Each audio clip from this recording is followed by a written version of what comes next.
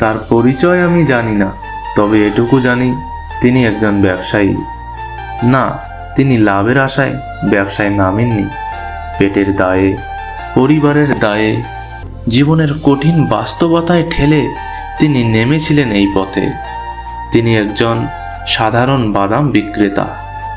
বাজারের কোনায় দাঁড়িয়ে 10 টাকার ছোট্ট ছোট্ট প্যাকেট বিক্রি করতেন।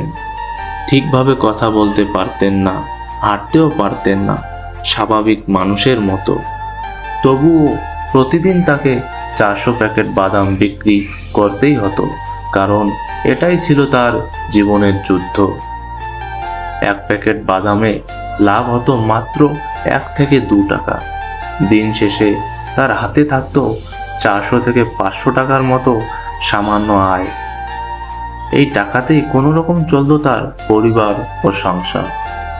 কারো কাছে এই টাকা তুচ্ছ, কিন্তু তার কাছে এটাই ছিল বেঁচে থাকার ভরসা।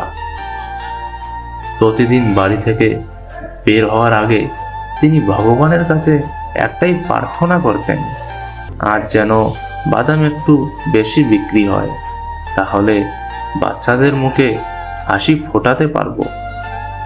শুধু বাদাম নয়, তিনি বিক্রি করতেন আশা, পরিশ্রম আর জীবনের সঙ্গে লড়াই করার সাহস।